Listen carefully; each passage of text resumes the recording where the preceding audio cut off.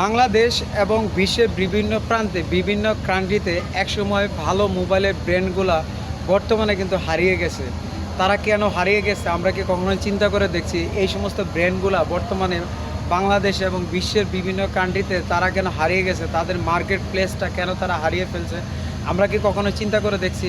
তাদের মার্কেট প্লেসটা হারানোর একমাত্র কারণ তারা যুগের সাথে যুগ মিলিয়ে, তালের সাথে তাল মিলিয়ে সময় উপযোগী তাদের ব্র্যান্ডটাকে রিকমেন্ডেড করে নাই।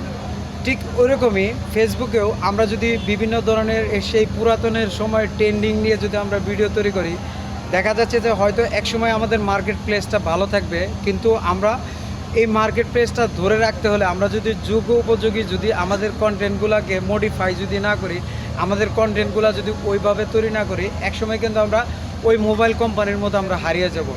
ওই মোবাইল কোম্পানিগুলা তাদের যে সময় অনুসারে তাদের যে যুগ উপযোগী বা সময়ের সাথে তাল মিলিয়ে তাদের মোবাইল কোম্পানিগুলা তাদের মার্কেট প্লেসটাকে গ্রোথ করে নেয়। ঠিক ওরকমই আমরা দেখা যাচ্ছে যে বিভিন্ন ধরনের কন্টেন্ট ক্রিয়েটর যারাই আছেন তারা একই ধরনের স্টেপ, একই ধরনের অঙ্গভঙ্গি, একই ধরনের বাচনভঙ্গি, একই ধরনের বিষয় নিয়ে তারা বিভিন্ন ধরনের কন্টেন্ট তৈরি করে থাকে। হয়তো একসময় জনপ্রিয় থাকবে, কিন্তু তালের গর্বে কিন্তু হারিয়ে যাবে ওই সমস্ত কন্টেন্ট ক্রিয়েটর। আমাদের এমনভাবে কন্টেন্ট তৈরি করতে হবে, আমাদের যুগ উপযোগী আমাদের কন্টেন্ট তৈরি করতে হবে, সময়ের সাথে পাল্লা দিয়ে আমাদের কন্টেন্ট তৈরি করতে হবে। আমরা যদি সময় উপযোগী আমাদের কন্টেন্টগুলোর ধারাবাহিকতা যদি বজায় রাখতে পারি, অবশ্যই আমাদের ওই মোবাইল কোম্পানির মতো হারিয়ে যেতে আমাদের হবে না। আমরা অবশ্যই ভালো কিছু করতে পারবো।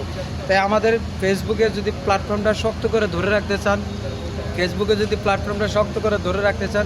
ভালো যদি গ্রোথ করতে চান, আপনার আইডি, আপনার পেজ যদি ভালো গ্রোথ করতে চান, তাহলে সময় উপযোগী এবং যুগের তাল মিলিয়ে অবশ্যই আপনার কন্টেন্ট তৈরি করতে হবে। আপনি যদি এই সমস্তভাবে যদি কন্টেন্ট তৈরি করতে পারেন, এই যুগ উপযোগী যদি কন্টেন্ট তৈরি করতে পারেন, অবশ্যই ফেসবুকে ভালো কিছু করতে পারবেন। আসসালামু আলাইকুম।